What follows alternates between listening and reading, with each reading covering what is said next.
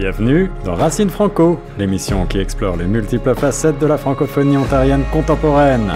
Chaque lundi et vendredi à 8 heures, plongez dans l'histoire, la diversité et les témoignages inspirants qui font vibrer notre communauté. Ensemble, célébrons nos racines sur Choc FM 105.1. Ce projet est rendu possible grâce au gouvernement de l'Ontario. Bonjour à toutes et à tous et bienvenue dans une nouvelle émission de Racine Franco sur les ondes de Choc FM 105.1. Ici Guillaume Laurin. Racine Franco, c'est votre émission radio et vidéo hebdomadaire qui vise à mieux faire connaître et à partager les différentes composantes culturelles de la francophonie ontarienne dans toute sa beauté, dans toute sa richesse. Et on va à la rencontre chaque semaine pour chaque émission de différentes personnalités qui vont partager avec nous leur pays d'origine, leur région d'origine, leur culture d'origine, qui vont parler de leurs racines en quelques mots et de la manière dont ils vivent leur francophonie ici en étant à Toronto. Donc évidemment, aujourd'hui, c'est un grand plaisir de retrouver quelqu'un dont vous entendez régulièrement la voix sur les ondes de Choc FM. On a pas eu l'occasion de se parler depuis quelque temps, mais je suis très heureux de vous le présenter en vidéo également. C'est Prime Niamoya qui est avec nous. Bonjour Prime. Bonjour Guillaume. Prime pour cette édition de Racine Franco, ce sera évidemment le Burundi, ton pays d'origine, qui sera à l'honneur et on va essayer d'en savoir plus sur ce pays, ce petit pays d'Afrique centrale qui est à la fois bien représenté, je crois, dans la communauté francophone parce qu'il y a de nombreux ressortissants qu'on connaît, qui ont des postes clés un petit peu partout dans la francophonie locale. Et puis, en même temps, pas si bien connu que ça, parce que, on en connaît un petit peu l'histoire, mais peut-être pas suffisamment la culture. Et donc, on va essayer ensemble d'en apprendre davantage. Est-ce que tu veux d'abord revenir en deux mots pour nos auditeurs sur ton parcours, qui tu es? Est-ce que tu veux te présenter pour celles et ceux qui ne te connaîtraient pas encore? Eh bien, aujourd'hui, je vais avoir 76 ans dans 2 jours. Je suis né au Félicitations. Burundi. Le Burundi, c'est un petit pays qui est à la pointe du nord-est du lac Tanganyika, qui est un grand lac d'Afrique, un lac mythique, 700 kilomètres de long, 1400 mètres de profondeur. C'est le plus profond au monde après le lac Baïkal. Et la masse d'eau du lac Tanganyika représente la moitié de la mer du Nord. Ah oui, merci pour ces ordres de grandeur là qui nous donnent déjà. D'après Google. Oui. Ah ben, Voilà. Alors, c'est bien sûr. d'après Statistique Canada, il y aurait environ 20 000 représentants de nationaux du Burundi au Canada, principalement dans la partie francophone du Canada, c'est-à-dire Montréal Oui. et Ottawa. Et il y en a aussi quelques milliers ici dans l'Ontario, c'est-à-dire principalement ici à Toronto. En effet, toi-même, tu vis à Toronto. Est-ce que tu veux nous rappeler les circonstances de ton arrivée à Toronto? Je pense que contrairement à certains de certains ressortissants du Burundi, tu es arrivé assez tardivement pour la retraite quasiment. Oui, je travaillais à l'époque, il y a 5 ans, à la Banque africaine de développement, quand au cours d'une visite médicale de routine, on a détecté un cancer. Et comme j'avais de la famille ici au Canada, je suis venu me faire soigner au Canada, je suis resté. Et tu te plais dans la région de Toronto, évidemment, avec, on l'a dit, une communauté qui est petite mais qui est active.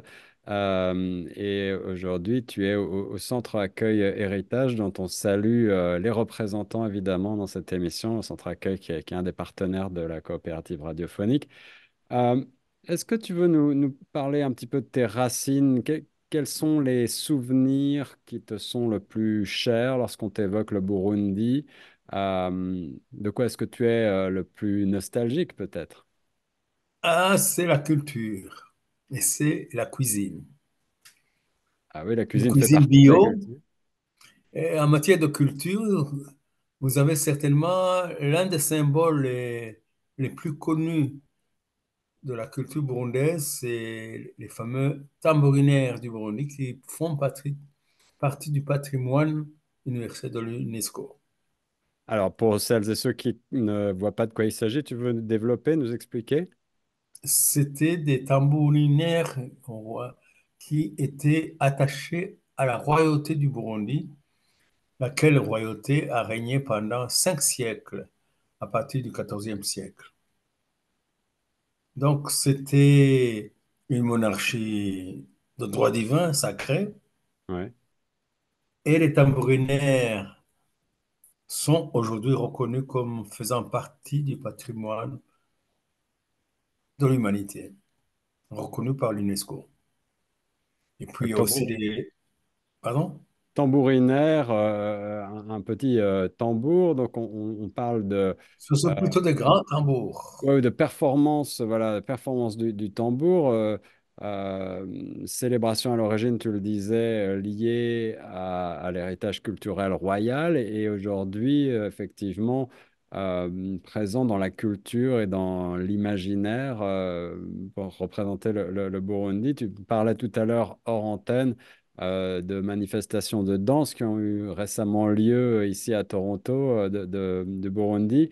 C'est effectivement symboliquement ce qui marque le plus peut-être l'imaginaire autour du pays. Ah oui, c'est un petit pays, mais qui a une multiplicité de cultures. Chaque région a sa propre culture. Les danses, les chants, etc. Et aussi la cuisine. Alors la Puisque nous cuisine, avons dans le lac Tanganyika, il existe plus d'une centaine de poissons comestibles. alors mets-nous un petit peu l'eau à la bouche. Entre les plus petits, qu'on appelle les sangalas, et les grands poissons qui s'appellent les capitaines, ça fait 75 kilos, jusqu'à 75-80 kilos, et qui font le délice des papilles de la gastronomie burundaise. Est-ce qu'il y a un plat, une spécialité burundaise particulière qui te vient à l'esprit? Eh oui, c'est justement le poisson grillé, le mukeke, avec toute une série de légumes naturels. Chaque terroir, parce c'est un pays aussi de 1000 collines, il ne faut pas l'oublier, et chaque colline a sa propre spécificité. Alors on est évidemment dans la francophonie au Burundi, mais est-ce qu'il y a d'autres langues, d'autres dialectes qui sont également parlés? Non, c'est essentiellement, nous avons la particularité que le Burundi a une seule langue nationale, comme le Rwanda d'ailleurs. Le Rwanda, c'est-à-dire en fait, en réalité, les deux royaumes du Rwanda et du Burundi étaient quasiment les mêmes en termes de culture et de langue. Si un Rwandais parle dans sa langue, je le comprends parfaitement. C'est en fait c'est la différence qui peut exister entre le flamand et le néerlandais. D'accord, je vois, je Ouais. vois. Alors, puisque tu évoques le Rwanda, est-ce que tu veux nous rappeler peut-être quelques notions d'histoire récentes? Tu disais que les deux pays étaient liés. Euh, les deux pays ont été colonisés, je crois, par les Belges, c'est bien ça? D'abord par les Allemands. Les D'abord Allemands, par les Allemands. à la fin du 19e siècle, c'était les Allemands. Nous faisions partie de l'Empire allemand jusqu'en 1916, quand les Allemands ont perdu la guerre en Afrique. Et je signale déjà que c'est sur le lac Tanganyika qu'il y a eu une fameuse bataille navale entre les Allemands et les Belges. Hmm. Et les Belges ont gagné cette bataille. Et on parle donc de la Première Guerre mondiale, là. Ah oui, oui, oui. Et puis nous sommes passés alors sous la houlette de la Société des Nations la Belgique a repris ces deux territoires, il les a fusionnés avec le Congo, et ce qui s'appelait d'ailleurs à l'époque le Congo belge et le Rwanda-Urundi, jusqu'au moment des indépendances dans les années 60. Voilà, l'indépendance, je crois, en 1962. Et Mm. ensuite, on passe à une république, c'est ça? Oui, depuis 66, oui. Le Est-ce qu'il y a encore Burundi. des traces de l'époque monarchique? Est-ce qu'il y a encore des reliquats historiques, culturels de l'époque de la royauté?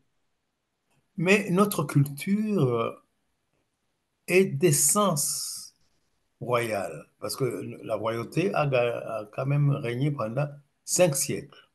C'est ça. Elle a formaté toute la culture du Burundi. En ce qui concerne la langue, la façon de l'étiquette à la cour et tout cela est resté parce que c'est ça qui fait que les Burundais se distinguent culturellement des autres nations. C'était des nations guerrières d'ailleurs, ça le reste encore jusqu'à aujourd'hui, malheureusement. Quelle est la situation actuelle géopolitique en 2 mots de ton pays d'origine? Non, elle s'améliore, mais la situation dans l'ensemble des pays des Grands Lacs n'est pas terrible. Comme vous le savez, il y a dans l'est du Congo, qui est proche du Burundi et du Rwanda, il existe encore des poches de rébellion qui ont un impact évidemment sur les deux pays. Et on se rappelle des périodes de guerre civile des années 90 qui ont marqué effectivement l'histoire du Burundi. Hélas, oui, il y a le génocide des Tutsis rwandais C'est en ça. 1994, mais aussi au Burundi en 1993. Est-ce que tu gardes des souvenirs de cette période sombre? Est-ce que tu as été touché, ta famille a été touchée de près? Chaque famille a été impactée d'une manière ou d'une autre. Hmm. C'est une période assez sombre de notre histoire. Parle-moi maintenant, mon cher Prime, de ton intégration en Ontario et de ta venue. Quels ont été tes principaux défis en arrivant et quels sont les moyens que tu as trouvés pour les surmonter? Les principaux défis en arrivant ici au Canada, c'est d'abord de s'assimiler à la culture canadienne, qui est quand même une culture anglo-francophone. C'est vrai, c'est Il vrai. faut savoir, heureusement que je suis plus ou moins bilingue, j'ai pu m'adapter assez facilement, aussi bien dans la partie anglophone que dans la partie francophone. J'ai de la famille dans les deux parties aussi. Est-ce qu'il y a des organismes locaux ici à Toronto ou en Ontario, dans le reste du Canada, qui ont pu être un soutien pour toi, qui t'ont servi dans ton intégration? Oui, il en existe, et c'est le fameux Centre francophone de l'Ontario, qui était présidé jusqu'à une date récente par une Burundaise. Absolument. Centre francophone du Grand Toronto, tu Oui, veux, oui, oui. je pense. Et puis il y a aussi Choc FM Plus, qui C'est m'a donné l'occasion de m'imprégner au fur et à mesure de la culture du Canada. Et Qu'est- quels sont d'après toi les défis les plus fréquemment rencontrés par les nouveaux arrivants francophones ici en Ontario? En Ontario, c'est essentiellement la langue, parce que vous passez d'une langue à une autre, du français à l'anglais. Et vivre ici en Ontario suppose que vous devrez quand même maîtriser au minimum l'anglais. Si on peut y arriver, la vie, l'assimilation va se passer assez rapidement. Mais pour les jeunes, ça ne pose aucun problème. Pour les moins jeunes, évidemment, ça demande un effort supplémentaire d'adaptation. Alors, je disais que tu étais arrivé à la fin de ta carrière professionnelle, donc du point de vue de l'emploi, je ne vais pas forcément te poser la question, mais tu as une grande partie de ta famille qui est présente ici en Ontario et au Canada. Est-ce qu'il y a des défis particuliers que tu peux relever la question d'abord de l'emploi et puis peut-être de l'éducation également, euh, en particulier en gardant en mémoire l'aspect francophone minoritaire? Au niveau de l'emploi, heureusement que Choc FM Plus a pu me donner l'occasion de pouvoir m'exprimer et de travailler avec la station francophone de l'Ontario. Mais sinon, mon adaptation a été plus ou moins facilitée par le fait que je maîtrise les deux langues. Je n'ai pas cherché à travailler puisque j'avais déjà atteint la limite d'âge pour le marché de l'emploi. Et d'un point de vue administratif, j'allais dire, d'un point de vue démarche d'immigration, démarche pour faire valoir tes droits à la retraite, etc., logement, toutes ces questions-là, est-ce que tu as trouvé que l'intégration là aussi était assez simple? Est-ce que tu as bénéficié d'accompagnement, d'aide? Est-ce que tu as été... Ça a été facilité par le fait que j'ai été aidé aussi dans ce sens-là par ma famille, spécialement mes deux filles qui se sont vraiment occupées de tous les aspects administratifs de mon établissement ici au Canada. Et Alors ça si se on, passe bien.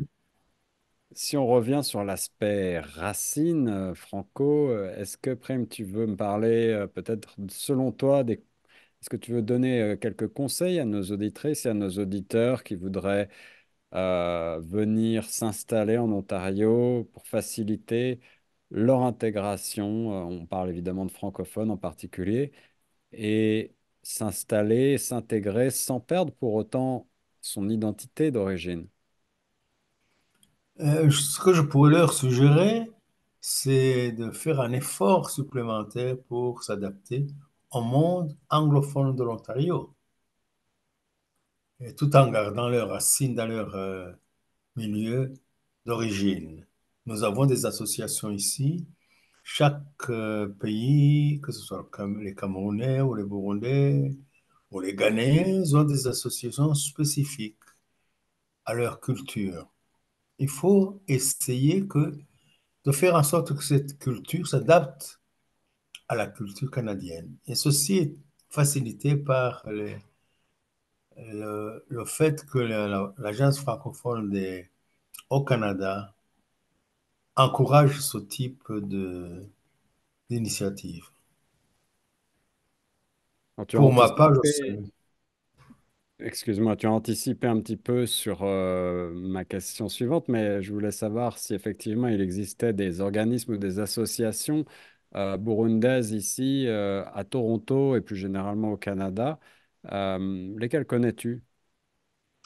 Au niveau, au niveau du Canada, il existe par exemple des associations de, comme une association qui s'appelle Tushiki Kirane, c'est-à-dire Entre nous, Entraidons-nous, qui est une D'accord. sorte de coopérative qui prend en main tous les problèmes liés au décès de la communauté. C'est une sorte d'assurance vie. D'accord. Ouais, très pratique. Donc, c'est une heureuse initiative à laquelle la plupart de mes compatriotes ont souscrit. Oui, c'est effectivement une ressource bonne à connaître pour la diaspora burundaise, évidemment. On va rappeler le nom, si tu veux bien, de cette association. C'est un nom en Kirundi, c'est un nom d'Ushiki Kirane. Je pourrais vous envoyer ça par email ou par WhatsApp. Alors voilà, on partagera ces ressources-là. Et puis, de mon côté, dans mes recherches, j'ai noté qu'il y avait une association pan-canadienne des Burundais, Alliance des Burundais du Canada, l'ABC, dont on peut C'est exact. retrouver le site internet abuka.org. Et puis, plus près de nous, ici à Toronto, il y a Aguruka. Je ne sais pas si tu as entendu parler de cette Oui, association. oui, oui, oui, qui organise de temps en temps des manifestations culturelles. Exactement. Aguruka avec Hein, un H, hein. Haguruka. Oui, oui. Cette association est basée à Toronto. Il y a une page Internet et une page Facebook et vous pouvez suivre effectivement les manifestations et les conférences, les célébrations qui sont organisées par Agoroka ici avec des programmes qui aident aussi parfois certains publics cibles comme les femmes ou les personnes à faible revenu. Et donc, c'est vraiment une ressource intéressante à Mais on connaître organise aussi des manifestations culturelles comme les danses tambourinaires.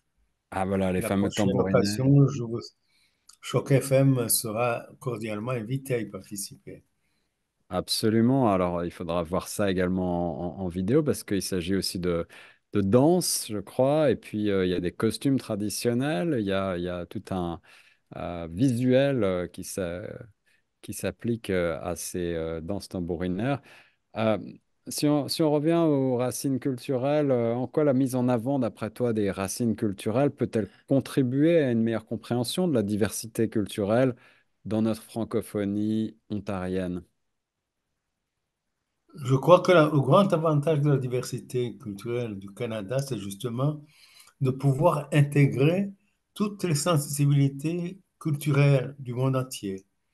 Et la nôtre aussi s'y retrouve. Et je crois que la communauté burundaise s'adapte très bien au Canada. Nous avons déjà une représentante burundaise au Parlement fédéral, Ariel Kabayaga, que tu Absolument. as déjà interviewé, je me semble-t-il. Absolument, comme vous pourrez retrouver son interview sur les ondes de Choc FM. C'est vrai que l'Ontario et plus généralement le Canada sont une terre d'accueil et un creuset aussi pour intégrer les différentes cultures. Maintenant, quelques questions un peu plus générales, si tu veux bien, sur tes racines culturelles.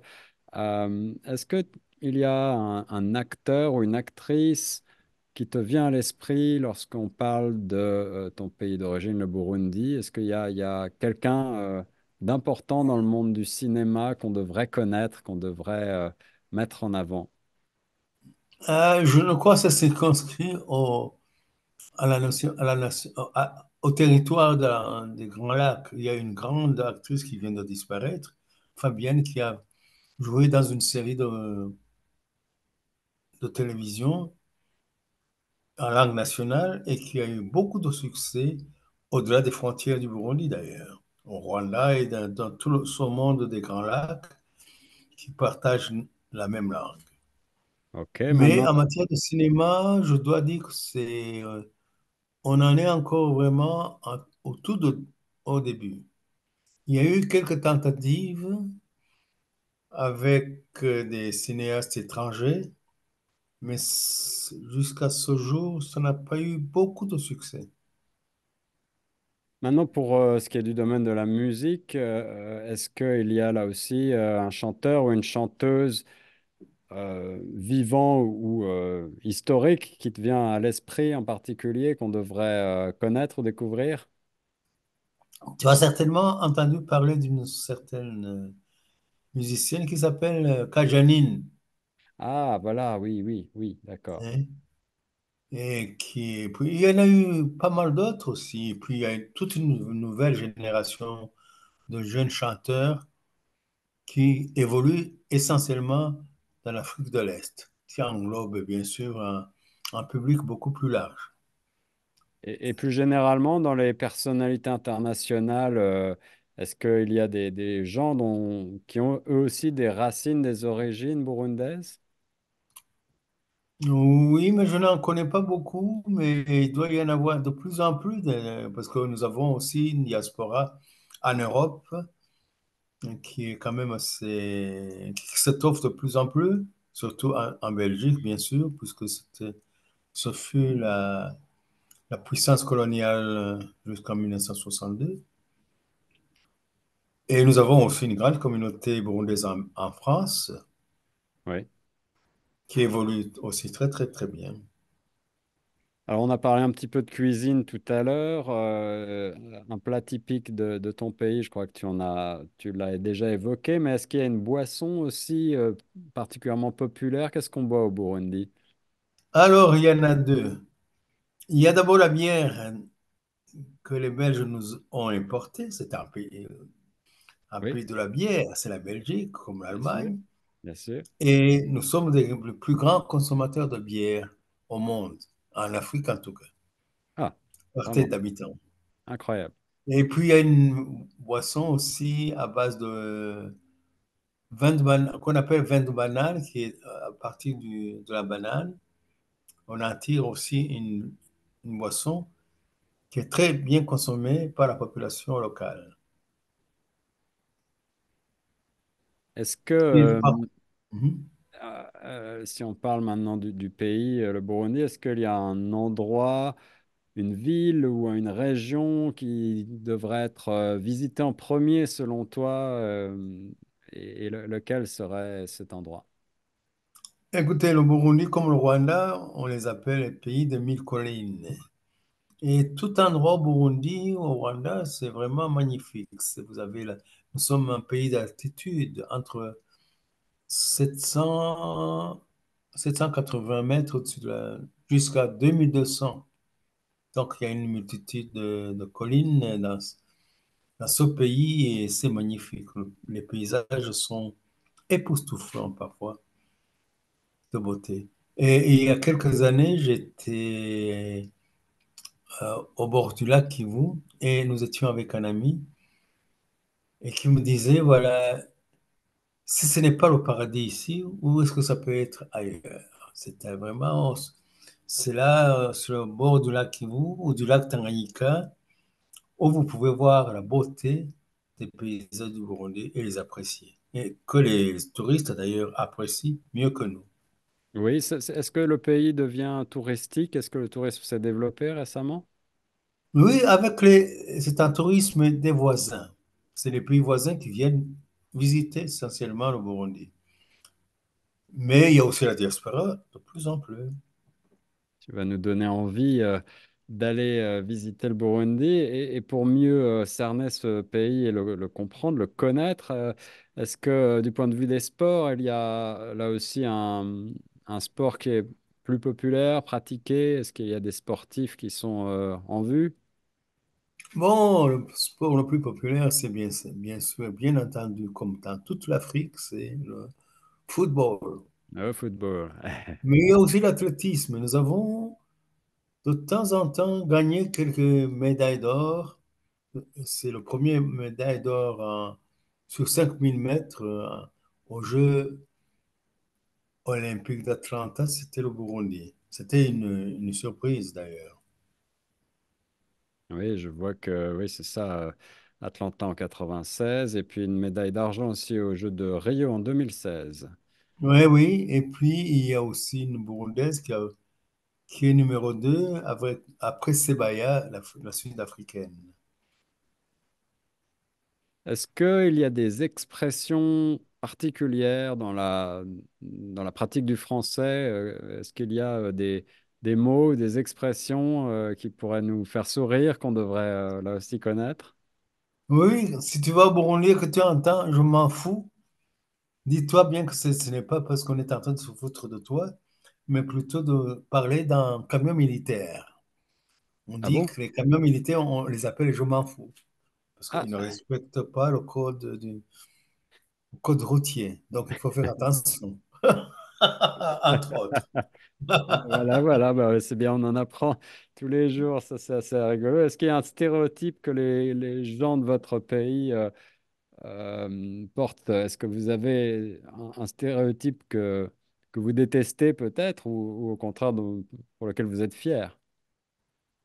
Stéréotypes, il doit y en avoir beaucoup, mais je ne vois pas un stéréotype qui me vient à l'esprit tout de suite. Mais évidemment, les pays voisins aussi nous font des stéréotypes et nous en faisons aussi sur eux. Vous pensez bien qu'entre voisins, entre Rwandais et Burundais, il doit y avoir des stéréotypes réciproquement. Évidemment, évidemment. Alors, on Mm. a parlé de pas mal d'aspects de la culture du Burundi et on commence à connaître un petit peu mieux ce pays et également ses représentants chez nous en Ontario. Maintenant, on passe à la partie quiz, si tu le veux bien. Et puis, il n'y a pas de mauvaise réponse, mais est-ce que tu veux voilà, tenter de répondre à ces questions? Combien est-ce Oui. qu'il y a d'heures de vol entre Toronto et le Burundi? Eh bien, ça se fait en deux parties. C'est de Toronto via Paris ou Bruxelles. Et de Bruxelles, ça fait 6 heures déjà. D'accord, ouais. Et de Paris sur le Burundi ou de Bruxelles sur le Burundi, vol direct généralement Bruxelles-Bujumbura, c'est également 6 heures. Ça fait au moins 12 à 15 heures de vol, ce qui est quand même long. Ah oui, avec une escale. La Une capi- escale, oui. la capitale du Burundi, bah évidemment, tu l'as cité. Elle a changé, la capitale a changé récemment. Ce fut pendant longtemps Bujumbura. Maintenant, c'est Gitega à, en- au centre du pays. Gitega, c'est J-A-J-I. Gitega, c'est ça, c'est Oui, ça. Et puis là, la oui, capitale économique, on peut dire, reste Bujumbura. C'est la plus grande ah, ville. absolument, sur le lac Tanganyika. Oui. C'est ça, c'est ça. Euh, combien est-ce qu'il y a d'heures de décalage horaire entre le Canada, entre l'Ontario, qu'on connaît, et le Burundi? Bon, comme vous le savez, il y a l'heure d'été au Canada et pendant, il y a actuellement 7 heures de décalage horaire entre le Burundi, entre Toronto et Bujumbura, par exemple. C'est ça, Mais l'heure d'été, c'est 6 heures. c'est ça. Donc on est sur un fuseau horaire UTC plus 2 heures. Voilà, voilà, voilà. On a parlé des dialectes, tu m'as dit qu'il n'y en avait pas nécessairement beaucoup. Mais est-ce qu'il y a en revanche un habit traditionnel, un habit officiel? Ah oui, oui, oui, il y avait la vie qui était portée par les hommes, une sorte de tunique longue, mais il y avait aussi des tenues particulières pour les dames, qui s'est inspirée d'ailleurs parfois, souvent, de la mode indienne, parce que nous avons eu pendant longtemps une grande communauté indienne au Burundi, Ah, vraiment, oui, il y a donc comme des en Afrique de l'Est métissages. d'ailleurs. Oui, oui, Ah, très intéressant. oui.